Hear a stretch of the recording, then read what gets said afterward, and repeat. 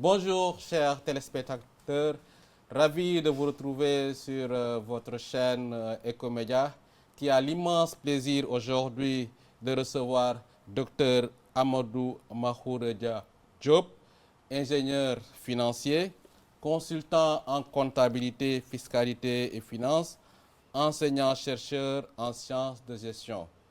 Merci docteur d'avoir bien voulu accepter notre invitation. Merci Eric, je suis très content de partager avec vous ce plateau, donc Ecomédia. Nous sommes également très honorés d'être là et de partager avec vous ces moments très décisifs qui parlent donc un peu de l'économie de notre pays. Également, nous remercions tous ceux qui vous suivent, tous vos téléspectatrices, vos téléspectateurs et tous également qui sont scotchés à travers vos différents supports. Donc, je vous redonne la parole. Merci beaucoup. Merci docteur.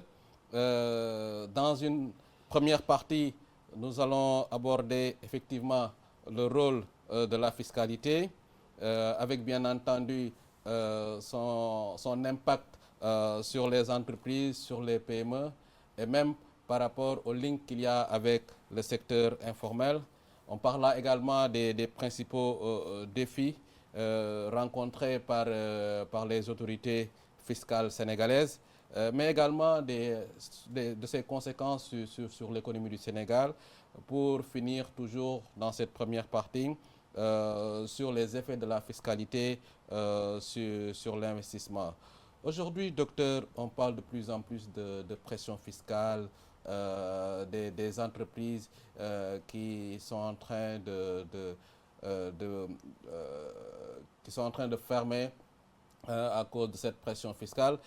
Aujourd'hui, juste pour les profanes, c'est quoi le rôle principal de la fiscalité dans l'économie sénégalaise et comment contribue-t-elle au développement économique du pays? Merci, Monsieur Eric.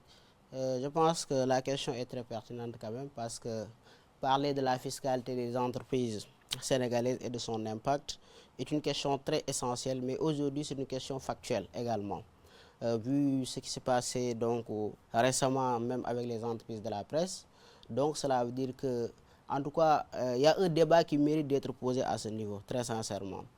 Et d'abord, il faut que les Sénégalais comprennent la fiscalité d'abord. Quel est l'objectif de la fiscalité?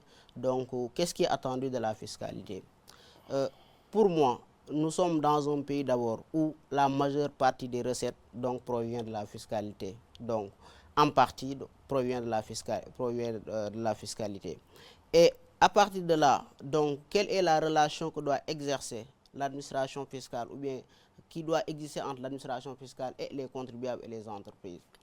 D'abord, la fiscalité, quand on parle de la fiscalité, on ne peut pas occulter la notion d'impôt et de taxe d'abord. Alors que l'impôt est une obligation pour toute entreprise qui n'est pas exonérée en fait. Donc cela veut dire que l'entreprise est assujettie à des impôts et des taxes. Cependant, maintenant, il y a un cadre législatif, donc en fait, cela veut dire qu'il y a une justice fiscale qui existe. Maintenant, est-ce que l'entreprise respecte cette justice fiscale? Cela veut dire, est-ce que l'entreprise est en règle au regard de l'ensemble des aspects donc, qui définissent les contours de cette fiscalité ou bien qui déterminent les fondamentaux de la fiscalité? C'est une question principale parce que, d'abord, l'objectif ou bien quel est le rôle de la fiscalité? C'est que la fiscalité contribue à l'amélioration des recettes. Dans un pays qui fonctionne normalement, on ne peut pas parler de pays sans parler de budget. Alors que la fiscalité, donc si toutefois les recouvrements sont au rendez-vous, en tout cas occupe un rôle essentiel dans les prévisions budgétaires de l'État du Sénégal. Et à ce siège, quand on parle de budget, c'est une prévision. Maintenant, parfois, il peut y avoir des décalages entre donc, les éléments qui ont été mis sous forme de prévision et la situation à la fin. Qu'est-ce qui entraîne ça? Peut-être il y a des entreprises qui n'ont pas respecté leurs obligations fiscales ou bien l'administration fiscale n'a pas pu atteindre donc, de façon générale le niveau de recouvrement donc, fixé. Et à ce stade, il est important donc de dire que l'impôt doit jouer ou bien peut jouer trois leviers essentiels.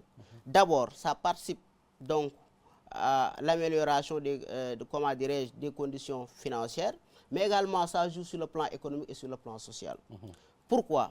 parce qu'il est attendu une redistribution de ses revenus. L'État ne va pas garder cette contribution. Il doit redistribuer ses revenus. À partir de là, l'aspect social est là. Mais également, l'impôt doit permettre la croissance économique d'un pays. Et à partir de là, l'aspect économique est là. Mais également, donc, de jouer sur la conception budgétaire et à partir de là, l'aspect financier se dégage. Maintenant, ces impôts et ces taxes aussi ne sont pas demandés à des entreprises qui ne font absolument rien du tout. Cela veut dire quand on demande à une entreprise de payer de l'impôt, cela veut dire que l'entreprise exerce une activité bien définie. Et elle est imposée sur la base de cette activité et également sur la base donc de ses revenus, de ce qu'elle obtient à la fin de son exercice fiscal. Donc, parlant des entreprises qui exercent une activité économique, alors comment donc cette fiscalité affecte-t-elle les grandes entreprises au Sénégal et même par rapport aux PME? Est-ce qu'il y a un impact sur leur rentabilité, sur leur fonctionnement? Oui. D'abord, pour moi, la question essentielle, c'est que quel type d'impôt l'entreprise doit payer quand on est une moyenne entreprise, une grande entreprise, une petite entreprise.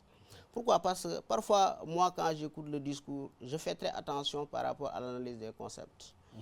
Parce qu'il y a de ces impôts qui sont calculés sur la base des revenus que l'entreprise donc a pu réaliser.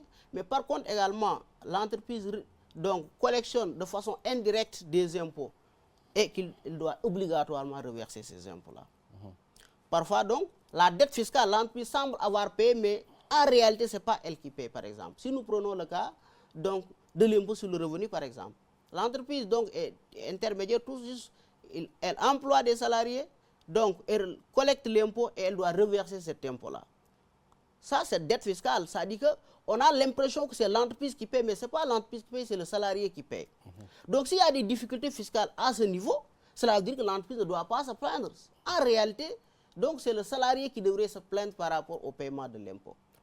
Par exemple, maintenant, si on prend le cas de l'impôt sur les sociétés, là, c'est calculé en fonction des bénéfices de l'entreprise.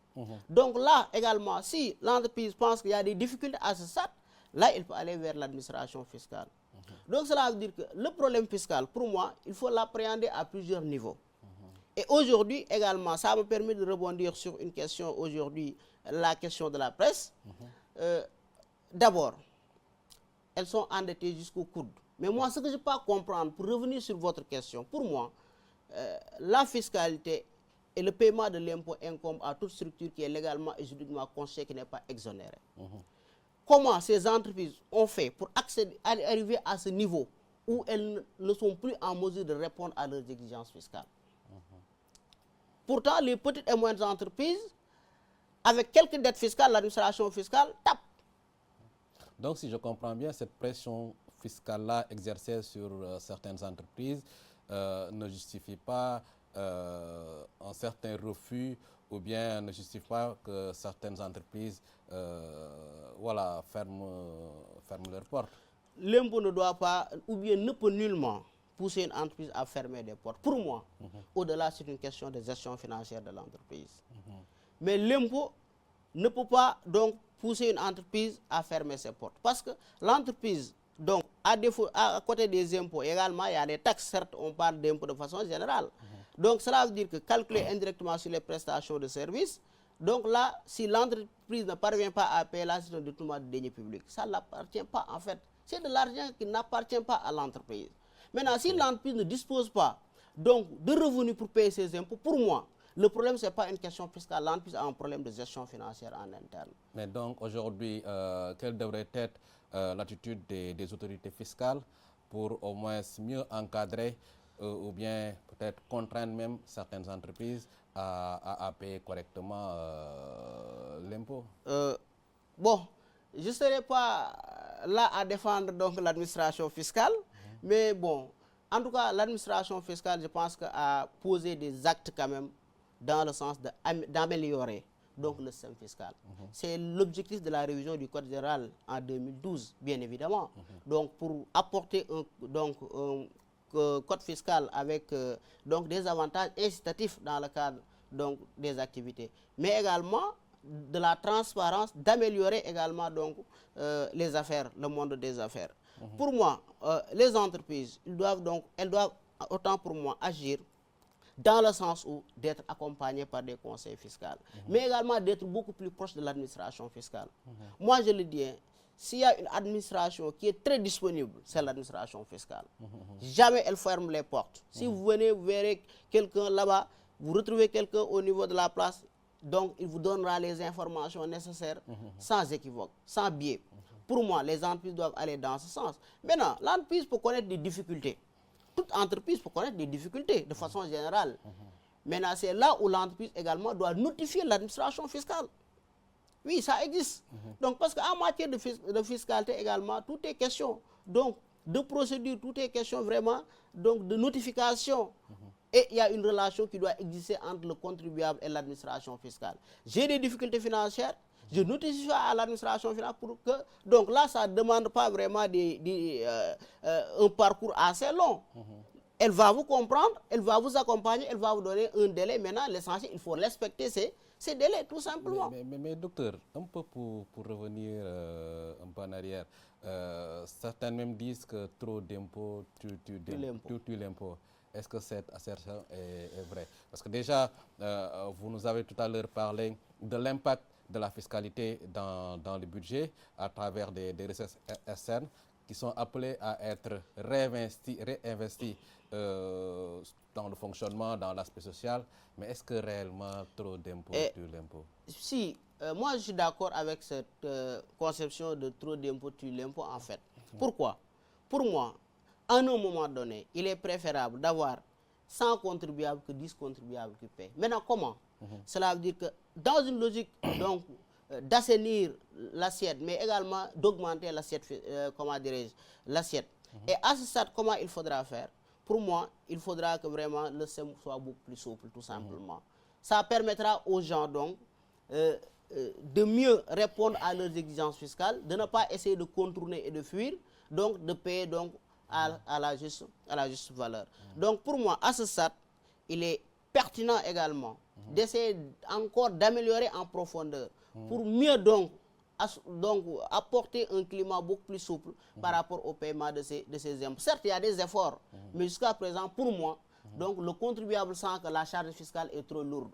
Certainement, peut-être c'est un avis qui ne se partage pas même de façon générale, mais en tout cas, en tant que contribuable, tu sais qu'il y a cette charge fiscale-là qui existe.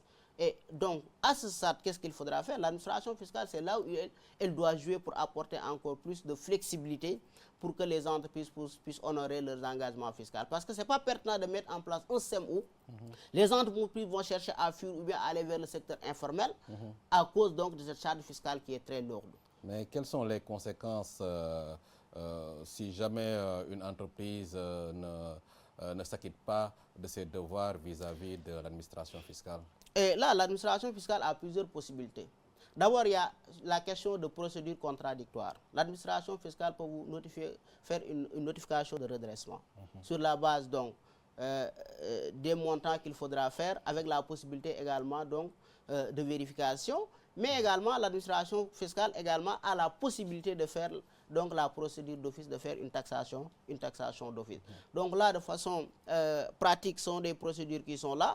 Et naturellement, c'est normal parce que l'entreprise est dans l'obligation de payer ses impôts. Si toutefois elle ne respecte pas ses impôts, et l'administration fiscale donc, a des informations bien définies à ce stade, cela veut dire qu'elle doit demander à ce contribuable de venir répondre à ses exigences. Mais également, l'administration fiscale a les moyens de les contraindre. Récemment, on a vu donc quelqu'un qui a été arrêté de façon donc, pour être poursuivi dans le cadre du non-respect de ses engagements fiscaux à travers une des entreprises de la place. Mais également, cela veut dire que également, le contribuable peut contester également. Donc, cela veut dire que les commissions, il y a des commissions qui sont là, donc qui peuvent apporter un rôle essentiel dans le cadre de l'arbitrage, si toutefois donc, que le contribuable ne reconnaît pas donc, les allégations qui lui ont été fournies sur la base du non-paiement de ses impôts. Mais moi, ce que j'ai entendu, bon, en tout cas, d'après ce discours-là et les analyses fondées, si nous prenons le cas de la presse, en tout cas, elle nie pas la dette fiscale, mais elle n'est pas en mesure de payer. Ce qu'elles disent qu'elles ne sont pas en mesure de payer. pour moi, c'est là où c'est la catastrophe. Cela veut dire que l'entreprise, au-delà de l'aspect fiscal... Mais sur ce point-là, est-ce qu'il n'y a pas une possibilité quand même d'aller vers une négociation pour faire quand même quelques moratoires, alléger un peu cette charge-là et l'étaler dans le temps? Oui, mais aussi, parfois, il faut que les gens comprennent que la fiscalité est très fine. Il y a de ces impôts même. Il y a de ces impôts. Pour faire un moratoire, c'est très compliqué. Mais certes, l'administration fiscale va faire ça. Par exemple, ce que j'ai dit, il y a certains impôts, par exemple l'impôt sur le revenu. Des salariés qui ont cotisé sur la base de leur salaire, tu dois reverser cet argent et tu gardes cet argent-là. Il n'en est pas question. Maintenant, si l'administration fiscale décide de t'accorder un moratoire sur la base de votre demande, non, c'est aux entreprises de demander cette moratoire-là. Donc, si ce moratoire existe, il faut également le respecter. Je pense que l'administration fiscale accorde des moratoires à tout le monde. Mais il y a un minimum. On n'accorde pas un moratoire n'importe comment. Tu peux avoir une dette de 500 milliards, par exemple, et vouloir verser 10 millions. L'administration fiscale ne va pas accepter ça. Donc, le moratoire relève des discussions, mais également, donc, il y a quelque chose qui est admissible, au moins pour qu'on puisse t'accorder un moratoire. Il faut accepter de faire des efforts. Et également, au-delà, si les entreprises n'acceptent pas, l'administration fiscale, en tout cas, a les moyens pour contraindre le contribuable. Mais pas de le contraindre n'importe comment. Cela veut dire que sur des procédures juridiques et légales, il y a une justice fiscale qui existe. Donc, l'administration fiscale doit respecter cette justice fiscale. L'entreprise doit respecter cette justice fiscale. Et ce que je vais dire encore, c'est que les entreprises ont besoin d'être conseillées sur le plan fiscal. Moi, je le dis encore. Voilà. Elles ont besoin d'être accompagnées sur certains aspects fiscaux. Pourquoi? Parce que la charge fiscale est d'autant plus exorbitante si vous ne respectez pas vos obligations. À cause des pénalités. Oui, à cause des pénalités. Vrai. Tu dois 250 millions, après on te fait des taxations de plus de 50 millions à côté que tu dois payer. Cela veut dire qu'il est préférable d'être en règle et de payer normalement. Et que si tu as des difficultés, tu vas vers l'administration fiscale, que de rester à côté et de faire des déclarations impayées ou bien donc de ne pas respecter les obligations et de faire attention encore, je le dis, par rapport à certains impôts, surtout la TVA et certains impôts qui sont recouvrés. Ça veut dire que là, c'est un vol de deniers publics. Ça ne t'appartient pas. L'entreprise doit comprendre qu'il y a de ces impôts, c'est des retenues, qu'elle opère et qu'elle doit reverser. Ce n'est pas son argent. Donc, elle a fait des prestations de services ou bien il y a des salariés qui ont cotisé. Il faut qu'elle reverse cet impôt-là et elle ne doit pas garder cet impôt. Il n'y a pas d'excuse. Mais notre économie, quand même, vu sa structuration, pose un problème d'équilibre et d'équité. J'en veux pour preuve le secteur informel qui parfois contourne un peu tout ce qui est paiement d'impôts. Est-ce qu'aujourd'hui, l'heure n'a pas sonné pour qu'on puisse tendre vers la fiscalisation du secteur informel qui pourrait avoir quand même un impact assez positif dans nos ressources internes? Et merci pour cette question qui est pertinente. Et avant même de répondre par rapport à votre préoccupation, je vais rebondir même encore sur un autre aspect, parce que vous l'avez un peu touché. Le rôle donc de redistribution. Pourquoi également, je parle au-delà des entreprises, mais pourquoi la fiscalité pose problème? Si le contribuable ne se sent pas par rapport aux impacts de cette fiscalité, moi en tant que personne physique, donc je cotise, mais en contrepartie, on me dit que la couverture des charges publiques devrait être assurée par une partie de vos cotisations en principe. Et moi, je ne me sens pas dans ce système. Je ne me sens pas dans ce dispositif. Si je suis malade, pour me soigner, ça me pose énormément de problèmes. Donc, pour éduquer mes enfants, ça me pose énormément de problèmes. Et à la fin, est-ce que ça encourage les contribuables également?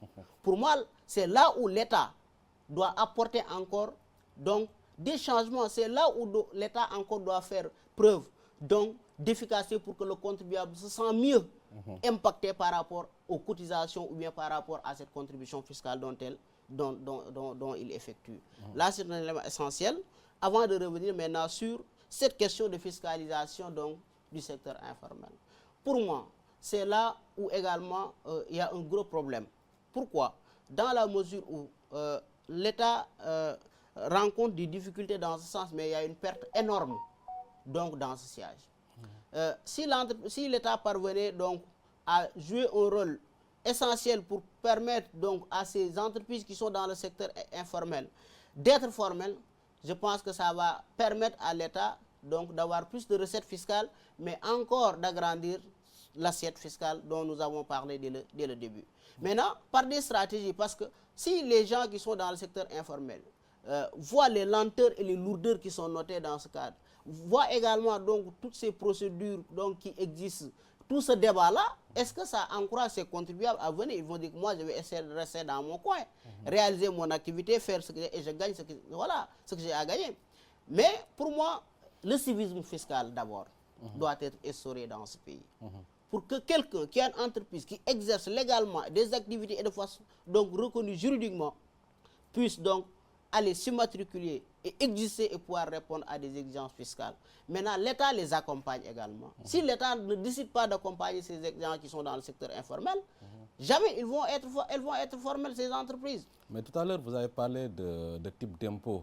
Vous avez insisté sur les types d'impôts. Est-ce qu'il ne serait pas préférable également d'axer un peu un type d'impôt pour le secteur informel? Oui. D'autant plus que, voilà, il participe dans le PIB, il contribue également dans le dynamisme économique de ce pays-là. Mais derrière, véritablement, on voit que sur le plan fiscal, beaucoup d'argent échappe. Oui, il y a une manne financière qui échappe à l'État dans le cadre du secteur informel. Pour moi, même dans le système des impôts, il y a des systèmes d'imposition qui sont souples. Par exemple, si nous prenons le cas de la contribution globale unique, c'est un impôt synthétique. C'est un impôt qui est beaucoup plus simple que les entreprises qui ont fait option de payer d'impôt sur les sociétés IDR ou bien d'impôt sur le revenu.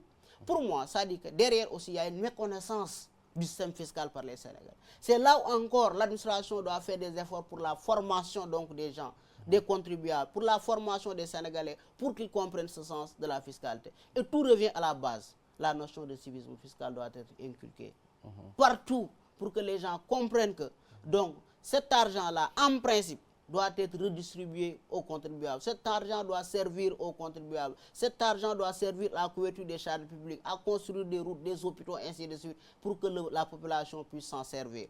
Mais également, au-delà de ça, pour moi, pour que le système soit beaucoup plus performant, il faut qu'au-delà des contributions et des cotisations, que ces entreprises puissent avoir la possibilité d'être accompagnées dans certains sièges. Ça dit que l'État, au-delà, doit aller dans une autre approche pour aider ces entreprises à pouvoir avoir accès donc, à des ressources de financement de façon simple, avoir également la possibilité d'être accompagné par rapport à la commande publique. Ça dit qu'il faut quelque chose qui incite.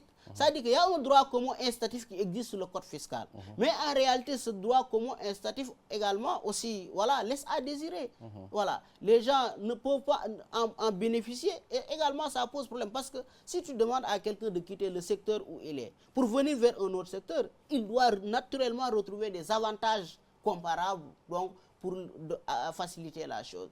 Et également, donc, il faut également diminuer les procédures donc, de façon beaucoup plus souple. Il y a ces lourdeurs-là également. Voilà. Si tu prends un parent Bawal qui est donc au marché Sandaga, pour l'impliquer dans un système fiscal, vraiment, il faut avoir des arguments pour les convaincre. Mais justement, est-ce que maintenant, il n'est pas temps qu'on puisse faire une très bonne communication axée sur des opportunités qui pourraient procurer à ceux qui ont des entreprises, que ce soit le formel ou l'informel, de communiquer sur des opportunités qui pourraient quand même découler d'une certaine régularité ou bien d'un certain respect par rapport à l'impôt, tout en sachant que c'est vrai que c'est un chantier sur lequel l'administration fiscale doit pouvoir véritablement travailler pour un peu inciter les gens à être en règle, même s'il est vrai, hein, parfois même l'administration fiscale reproche même à certaines entreprises, même parfois de sous-estimer soit leurs bénéfices, de sous-estimer leurs recettes pour un peu ne pas payer ce qu'ils doivent réellement payer. Vous allez me permettre d'utiliser une citation Wolof. Il y a quelqu'un qui disait quand même dans les daïra nini de leen la luñ am te diko def fuñ xam. également le système fiscal, pour qu'il soit transparent et simple, il faut qu'on demande à des gens de cotiser à hauteur donc de montant qu'ils peuvent cotiser facilement, mais également que cet argent soit injecté dans des secteurs où vraiment ils vont reconnaître que cet argent a été injecté là. Pourquoi également? Nous sommes dans un pays un peu compliqué. Je ne veux pas faire de la politique, entrer dans le débat politique. Mais si tu vois à côté qu'on parle de détournement à gauche, à droite, on parle de l'argent du contribuable qui a été utilisé n'importe comment, ça n'incite pas les Sénégalais à respecter les obligations fiscales. Dans leur tête, qu'est-ce qu'ils vont se dire? Cet argent-là doit être payé après, doit être versé à un député qui passe tout le temps à insulter les Sénégalais. Cet argent doit être donné à quelqu'un qui a une voiture V8 et qui passe tout le temps à insulter les Sénégalais. Ça n'encourage pas. Pour moi, il y a plusieurs leviers fondamentaux sur lesquels il faut agir pour que, donc, de façon équitable, chacun puisse contribuer à sa juste valeur. Mais également, le nœud, c'est l'État, parce qu'il est au bout, à la fin de ce processus-là. De l'aspect communication, mais également de la manière dont il doit procéder pour agrandir l'assiette fiscale, mais également que les contribuables puissent se sentir dans ce système-là. Voilà. À côté, qu'il y ait des avantages donc, qui vont permettre à ces contribuables de se voir dans ce système d'imposition. Et parfois également qu'on fasse attention, qu'on consulte, moi je le dis également, les contribuables dans le cadre de certaines révisions. Par exemple, si nous prenons le cas de la patente qui a été changée par la contribution économique locale, bon, l'objectif c'était donc d'apporter de la souplesse par rapport à cet impôt. Mais malheureusement, à la fin, on s'en rend compte que la charge fiscale a été beaucoup plus compliquée et difficile pour les contribuables. Là également, c'est un autre problème. Voilà. Donc, parfois aussi, les gens qui sont dans l'administration, la manière dont ils appréhendent la question, peut-être eux, ils sont les spécialistes, ce n'est pas la même chose que le contribuable appréhende la situation. Et ça revient sur l'aspect fondamental que vous avez signalé tout à l'heure, donc la communication. La communication. Et tu sens que la manière dont la presse porte ce discours-là ces temps-ci, il y a quelque chose, les gens sont en déphasage en fait. La conception fiscale de l'administration et la conception fiscale des entreprises est diamétralement opposée. Tout à fait. Parce que si la presse pense qu'elle est dans ses droits, cela veut dire qu'elle a tout compris sauf l'essentiel. Mais est-ce que l'administration fiscale doit les poursuivre dans ce voie? Non du tout. Parce qu'à côté également de ce service, il doit avoir un service de conseil, je le dis. Moi, j'ai des amis à l'administration fiscale, je dis qu'il faut qu'il y ait un service conseil uniquement qui est destiné aux contribuables. Certes, il y a des améliorations. Donc aujourd'hui, il y a les questions de téléprocédure, il y a la digitalisation. Donc, ils ont cherché à apporter des souplesses. Mais jusqu'à présent, ça reste. Pourquoi? Ça reste dans la mesure où, donc, les contribuables ne comprennent pas véritablement le sens de cet impôt. Et la pression fiscale, je vais en revenir. Au Sénégal, dans l'espace UEMOA, nous également, en tout cas, notre administration fiscale est efficace comparée aux autres pays de l'espace UEMOA. Parce que l'objectif de cette pression fiscale dans l'UEMOA, c'est d'atteindre autour de 20%. Je pense qu'il n'y a que le Sénégal qui est à 18,2% de taux de pression fiscale. Donc, les autres, peut-être c'est le Burkina qui est à 16,2% et la moyenne est de 13,2% dans l'espace UEMOA. Cela veut dire que, malgré que les difficultés, l'administration fiscale sénégalaise également a fait des résultats un peu intéressants comparés aux pays de l'UEMOA. Donc, pour moi, à ce stade, cela veut dire que si on essaie d'apporter un peu une touche allant dans le sens de la communication, essayer également de formaliser le secteur informel, ça va apporter donc une plus-value dans ce sens.